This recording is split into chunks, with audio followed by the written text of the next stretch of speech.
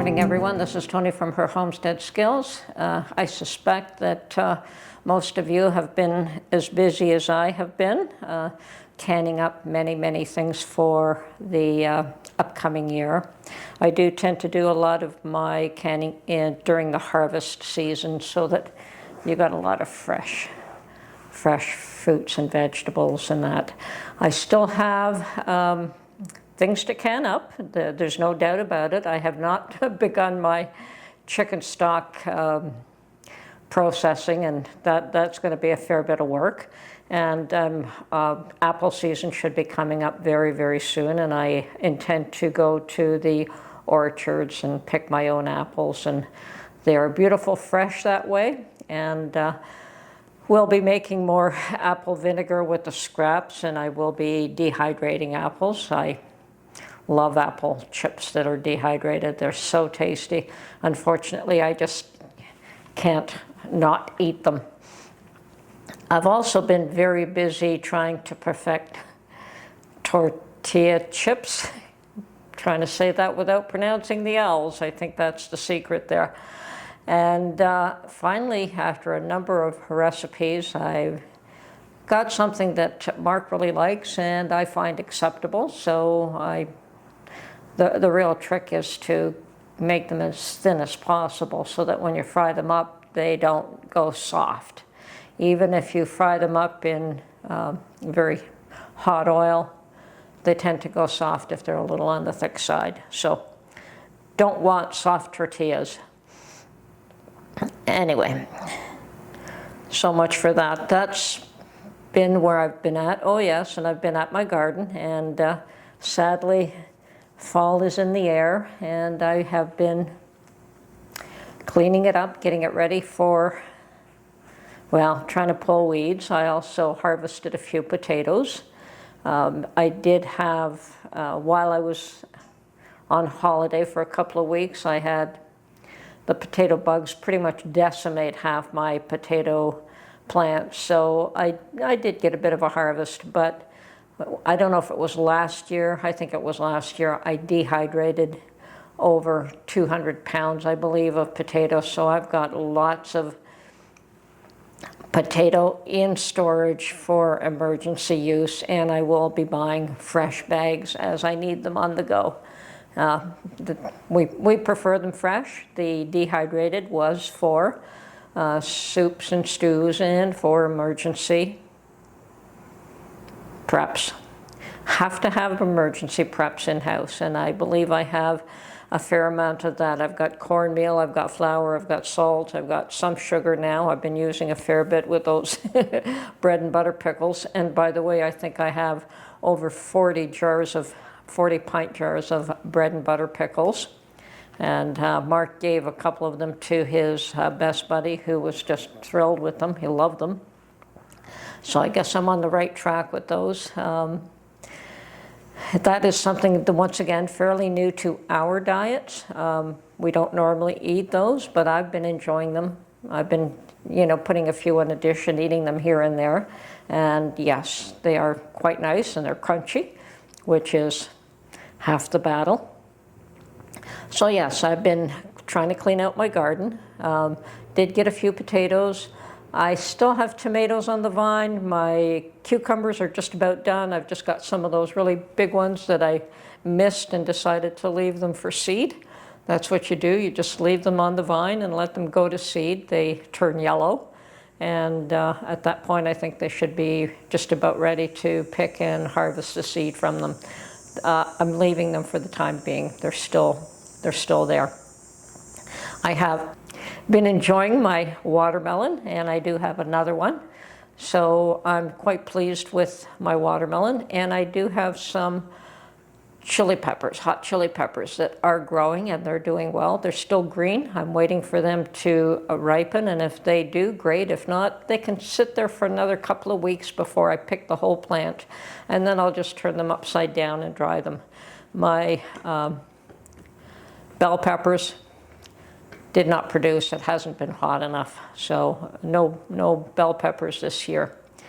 I have to buy any that I'll be using. And My sweet potatoes, although that was an experiment for me, I've never grown sweet potatoes, and I understand that they might be difficult to grow in this climate. Sure enough, I got some lovely vines, all kinds of really beautiful vines, and no potatoes. So yes, it's, I don't know what the issue was, but maybe too much rain, who knows, but I didn't get any potatoes. I probably will not grow those again next year. My horseradish is very healthy and I'm leaving it. We've got plenty of horseradish that I made last year. And all you do is harvest the root, and you even leave just a little piece of root in that ground and it'll continue to grow horseradish. So it's fine. I've moved it to a place where I can keep an eye on it. And so at this point, it's just cleaning up the weeds, not really tearing out anything else, you know, the potatoes, the sweet potatoes, the weeds, and the garlic area is all gone. The beans didn't quite make it. It was already too late in the season. They did start to grow once I removed the garlic. I'll have to remember next year not to put onions and garlic next to beans. They just don't like each other. Apparently the garlic will hinder the growth of the beans, and that was really sad because I've got this beautiful hoop that last or the year before the beans covered totally, and but this year I've got a beautiful harvest of garlic, so you can't have everything all the time. So I don't know about where you're at, but here we can feel that winter is in the air already. The fall is coming.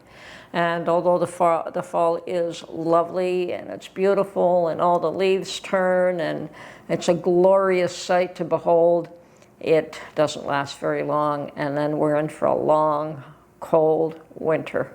And I just feel it in my bones that this year is going to be a really tough year. And just so many things going on, it just is so disheartening.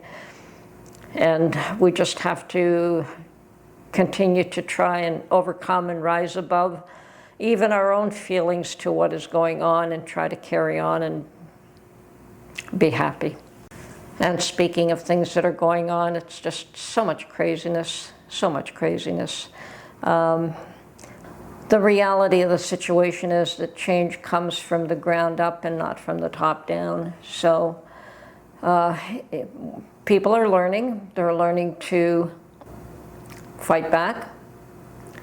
They're learning to stand their ground. They're learning to decide that they're learning that they don't really want what's being foisted on them, so they are not accepting of it. But that is a long, hard battle because it's been allowed to get to a point where it's absolutely stupid.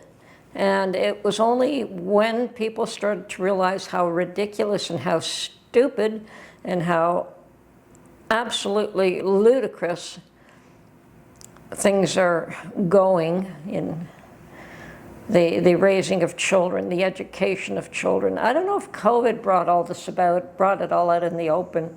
And if it did, that would be the one benefit of it. But it just seems that everyone was kind of complacent and didn't really know what was going on and wasn't even aware of the changes that were occurring and the things that were occurring behind their back until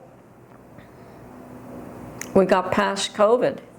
And all of a sudden, everyone's become much more aware, they've become much more involved, and they realize that they have to, in order for society to progress that in such a way that is not harmful to children, to families, to society at large, to the environment.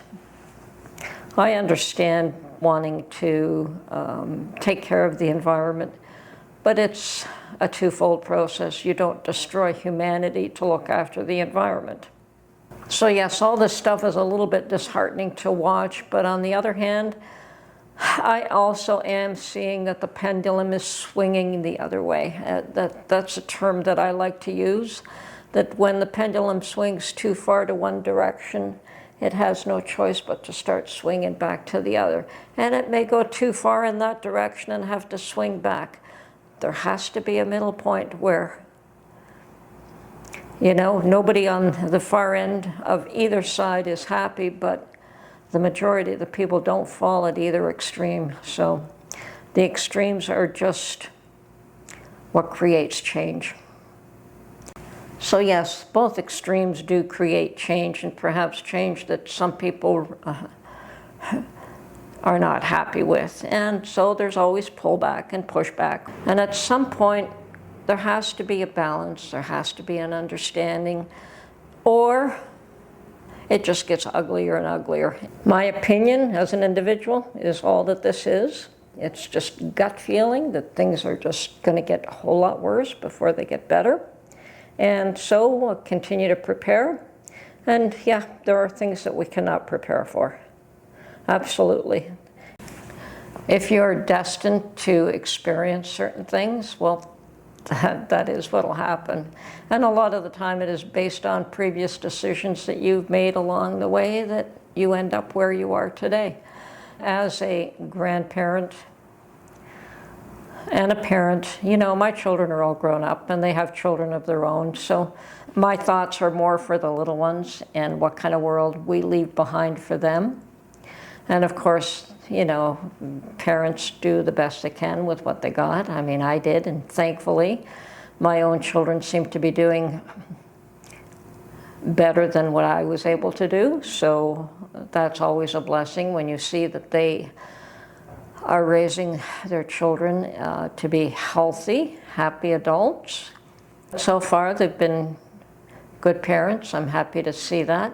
You do the best you can. Your children, they're yours to raise, they're yours to mold, they're yours to train, to teach how to survive in this world and how to best be happy and lead a productive life. They do not belong to the teachers. Teachers may have a role to play, and they may think that that role is important, and perhaps to some degree it is, but it's not their children. At the end of the day, they don't pay to feed them, they don't pay for their medical bills, they don't do anything other than try to instill an ideology that a parent may or may not agree with. And my personal opinion is that parents always have the parental rights are always first and foremost. And yes, teachers perhaps should be given credit for teaching skills, not ideologies, skills. So let them go back to what they are intended to do, what they were intended to teach, and not to indoctrinate. Okay? Leave parents to determine what religion children are raised by or non-religion. That is up to the parents and to the children themselves. Children can reject certain ideologies on their own should they choose to when they are of age. And they will. They all go their own way. Anyway, yeah. Keep your eyes open. I don't believe in shutting the world out as much as I want to. I believe we do have to keep an eye on what's going on and what we can do to affect change in a positive way. Building a community is also healthy. A community of like-minded people. And as I said, I believe the change will be from the ground up.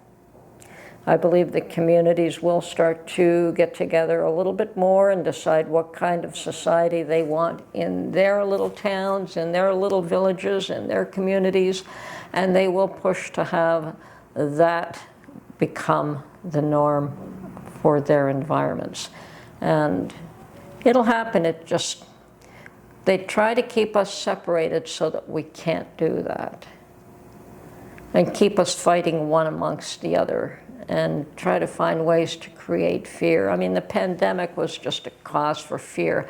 Wars are just a cause for fear. Keep people afraid, keep them under control.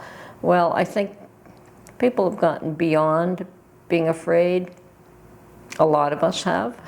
Some of us recognize that courage means that you face your fears and you look them dead in the eye and you pass through them, and then they just collapse. All your fears just collapse and they dissipate and they're gone.